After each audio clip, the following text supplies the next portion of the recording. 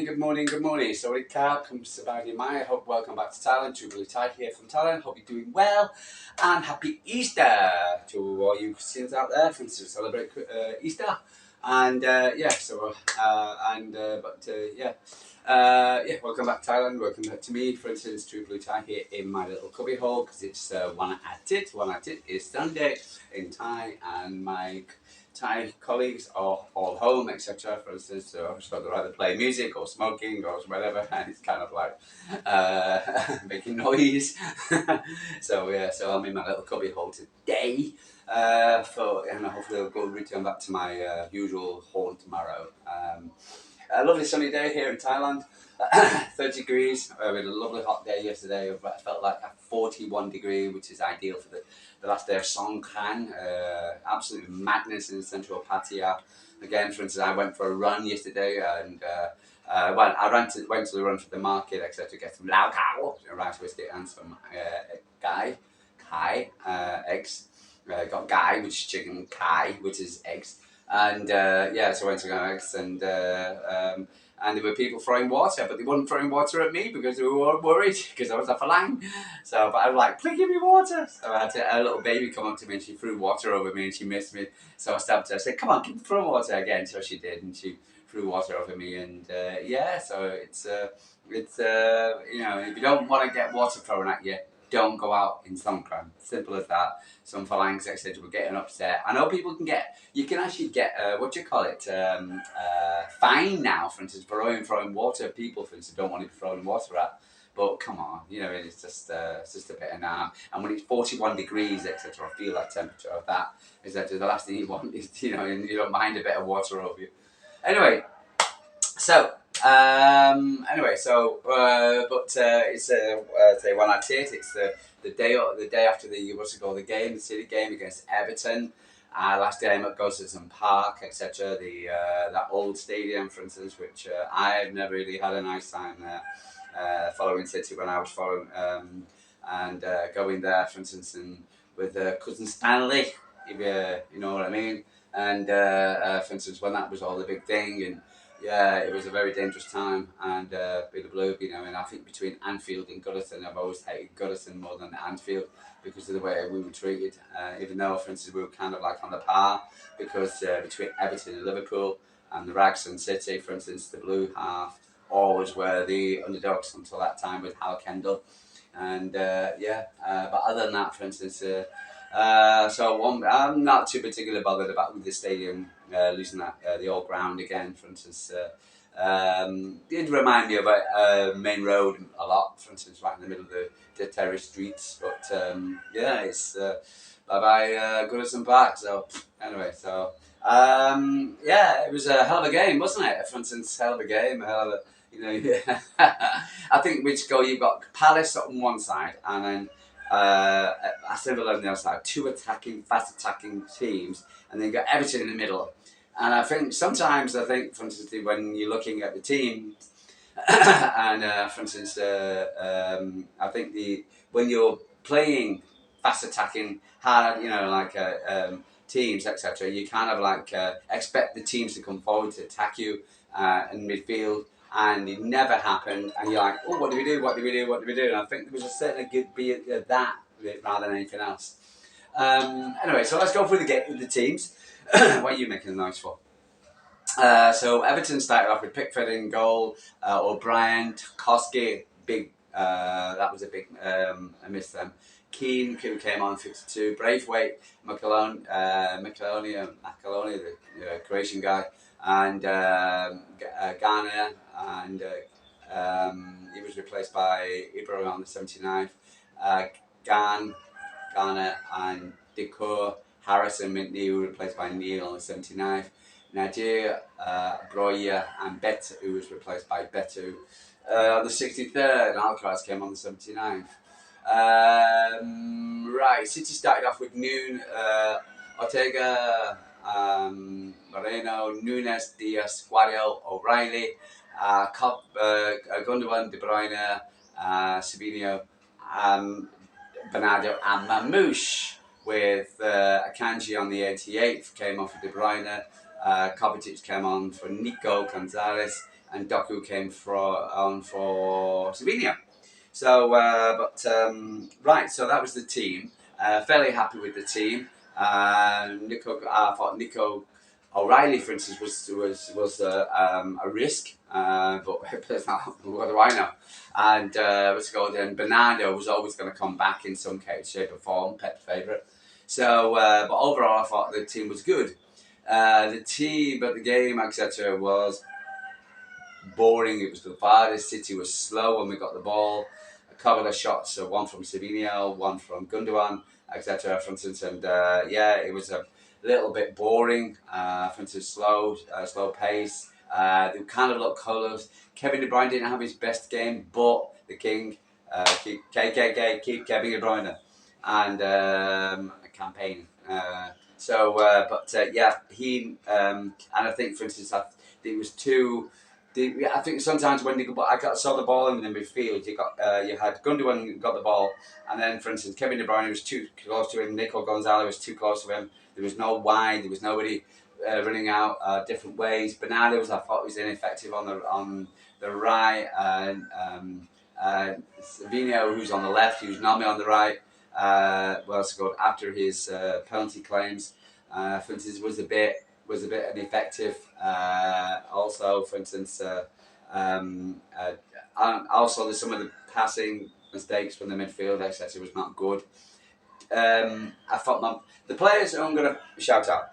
So I'm going good and bad. People deserve credit for yesterday. Was Guardiola, was Nunes, played well. Was Ilkay Gundogan, even though, for instance, people didn't. I thought he had a shot, laid off for Kovacic for his second goal, for the second goal. I thought he played okay. I just think, for instance, for instance, it was just the system, the way we were set up, where the players were kind of confusing each other. Who else had a decent game? For instance, Guardiola, of course. Always brilliant. O'Reilly, for instance, felt very calm on the ball. They'll come and attack him, etc. But he always comes across as calm, and I'm really impressed by him as well. And so every time I play, no surprise really. I've been begging for him to see him play, but to see him yesterday, for instance, I thought he was excellent. Never seems to be ruffled. Calm, cool, collective on the ball. Yeah, and he got his goal. I like his when he got his goal. After he got his goal, his interview, he said, "I checked the defence and I was okay. We were covered, so it allowed me to go running into the box." And I think so. Of course, he's always understanding where, for instance, if they break, blah blah blah. But he said he was covered, so I stole the space and I ran in. Smart play. Going to be an absolute genius. He really is. And who else played well yesterday? I thought Ortega played okay. Didn't have much to do. We had the header off the post, and for instance, and the header where he caught it with his hand. But otherwise, I didn't think he didn't have too much of a bad game. I remember, for instance, when he ran because he got the ball and he pushed it out to Savinio, and Savinio got fouled by Gana Gay. It was Gana Gay, for instance, who fouled him. I think he was, I think, again, if you're playing, you see players, etc., who come along and can start off straight away if they've not been playing for a while. And then you've got players, for instance, who kind of take their time. Sometimes they need to get into the system, or the system needs to get used to them. But the players who've been playing regularly used to one goalkeeper, now they've got to play to a different goalkeeper. But I think he played okay. Players who didn't play well for me was Bernardo Silva. It was pretty ineffective, for instance, it was his pass to Nunes to O'Reilly, for instance. But I think he was a bit ineffective. Savinio also didn't play well. Nico Gonzalez huffed and puffed, but I didn't. I think it was.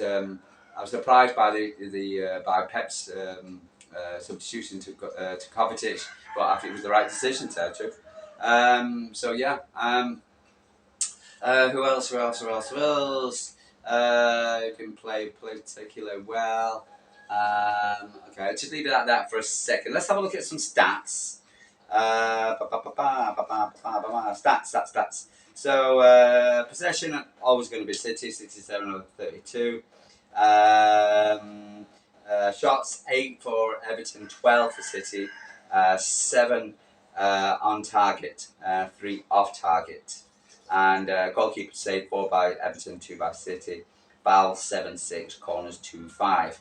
And right, but I think the turning point has to be the Tarkowski going off for Everton, and if he hasn't missed a game, the captain hasn't missed a game for them for when he came on and Keane came on. You can clearly see he hasn't been playing well, and he's not up to the standards of captain. So I thought that was a big turning point, and of course with the substitution for City, so well done Pep, bringing on what's it called, Kovacic, who basically ran the ball, and Doku, who got just basically ran with the ball, and Fitchins, rather than the passing side to side. We were talking about in the media, for instance, they were saying about in ESPN, they were saying about City like to wear you down, which probably is a point, but as a team you can do so. For instance, it was playing in this particular role, how they play. I don't think you can probably do it. It was the likes of Villa, for instance, on Tuesday, Wednesday for me. But Everton. So in one way I can get it, understand, but it's boring to watch, etc. But it was maybe effective. But it's going to be one of those wins. It could have easily got a draw there, and then kind of like struggle because then you need to get some out of the Villa game. Now, even though we need to get something out of the Villa game, I do believe the games after that, for instance, we should be in our favour. Should be able to see it at home from that because again, for instance, we got Fulham last game, we got Wolves, we got West Ham, Wolves, Southampton, and Bournemouth, etc. So we should be getting all 3 points from those games, but you never know. I do believe rivals will drop points. Cats. They're all horny as hell at the moment, etc. So, and there's a girl which lives next door. So, yeah. Anyway, so but overall, for instance, I think it's a massive, massive win. I really do. I think it's I wouldn't say it's a statement win, but it's a win where, for instance, which again with Newcastle dropping points against Aston Villa, which is a shock, which brings them back into play, and brought Everton, but we can keep us all goals together with the likes of Chelsea playing today and not Forest. It's very, very tight. So it's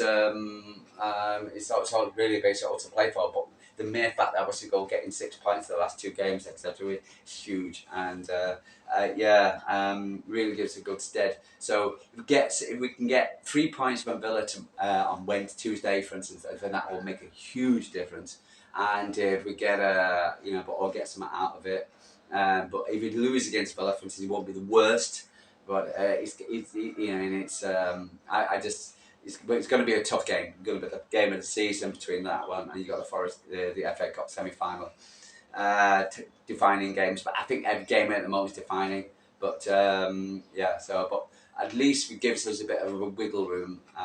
But overall, delighted for Nico O'Reilly again, young man, not phased.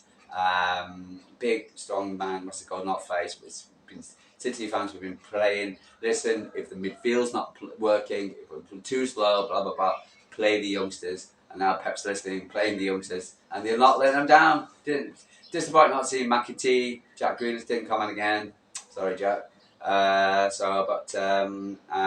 Echeverry and Reece was never picked. So yeah, but again, this is what we're going to do. So, but we'll see.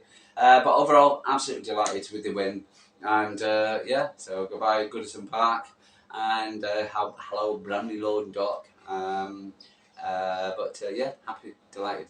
I'm just a relief more than anything else. I never thought I'll be talking today for it's about a win. So, absolutely delighted. So, What do you think? How are you feeling about it? Do you agree with me? Disagree with me? Let me know, for instance, in your comments. And because I like to have a chat with you City fans, and you know, it's nice to wake up on a Sunday morning, etc. For instance, with a win, you know, and again, we've got West Ham. West Ham. Okay, Villa on Wednesday. Sorry, Wednesday for me. 2 a.m. in the morning for me. So. Happy and delighted. Let's see what happens with Forest and Chelsea today. And I'll catch you on press preview was called on Tuesday. Gotta wait till Monday afternoon before, for instance, we listen to the second part of Pep's press conference. Crazy. And then you was going to talking again the next day. You know, why don't you just do the whole thing? You know, anyway, guys, gonna love you and leave you. Sorry, Cat from Thailand. Like and subscribe, and happy Easter if you're celebrating. And take care. And I'll speak to you soon. Mm-hmm.